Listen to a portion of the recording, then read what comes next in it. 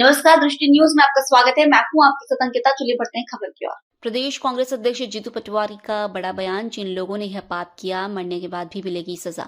सिर्फ सरकार में रहते और जिंदा रहते इस पाप का भोग पूरा नहीं होगा। हजारों साल पुरानी सनातन परंपराओं अनुसार शंकराचार्य जी महाराज से प्रमाण पत्र नहीं मांगा। मोदी योगी जिनकी मार्कशीट पर प्रश्न चिन्ह लगाते हैं, वहां प्रमाण पत्र मांग रहे हैं। गंगा स्नान से शंकराचार्य जी को रोकने का दुस्साहस किसी ने नहीं किया। सनातन धर्म की सबसे बड़ी विरासत है शंकराचार्य जी।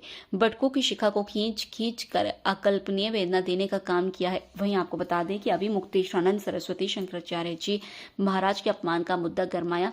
राजधानी भोपाल की रोशनपुरा चौराहे पर उपवास पर बैठे कांग्रेस नेता पीसीसी चीफ जीतू पटवारी, पूर्व धर्मस्व मंत्री पीसी शर्मा के साथ कार्यकर्ताओं का उपवास। कांग्रेस का आरोप, हिंदुत्व की राजनीति करने वाली भाजपा लगातार धर्म गुरुओं का ही कर रही अपमान। काशी में मंदिरों को तोड़ा गया, मणिकर्णिका घाट पर तोड़फोड़ की गई, आस्था पर प्रहार किया जा रहा है। आज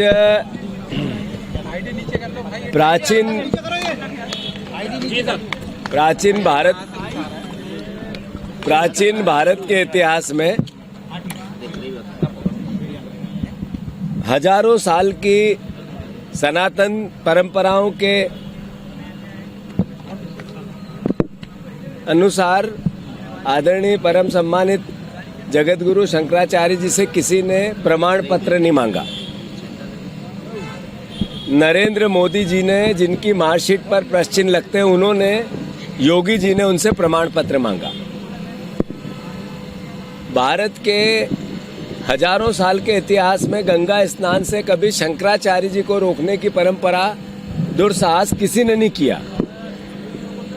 ये भारतीय जनता पार्टी जो हिंदू हित की बात करके वोट लेना चाहती है, उन्होंने सनातन धर्म की सबसे बड़ी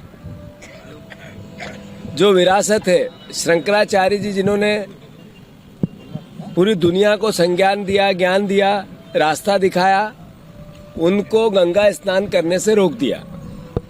देशवासियों, प्रदेशवासियों, इस पर कोई राजनीतिक विचार से हम बात नहीं कर रहे हैं, पर इस भारत की प्राचीन सभ्यता और परंपराएं क्या कहती है, इसमें विविधता में जो भारत की ताकत है, उसमें सनातन में जो वसुधैव कुटुंब की बात करने वाला धर्म, जो प्राणियों में सद्भावना का ज्ञान देने वाला प्राचीन धर्म, जो विश्व के कल्याण की बात करने वाला प्राचीन धर्म के प्रमुख शंकराचार्य जी के साथ नरेंद्र मोदी योगी जी ने जो दुस्साहस किया, क्या इस पर देश को मौन रहना चाहिए?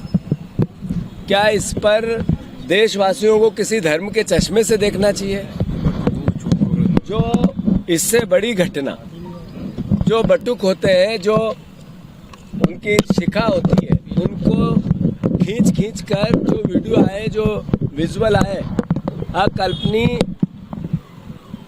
वेदना देने वाले थे, उसके बाद भी क्या देश जागे नहीं?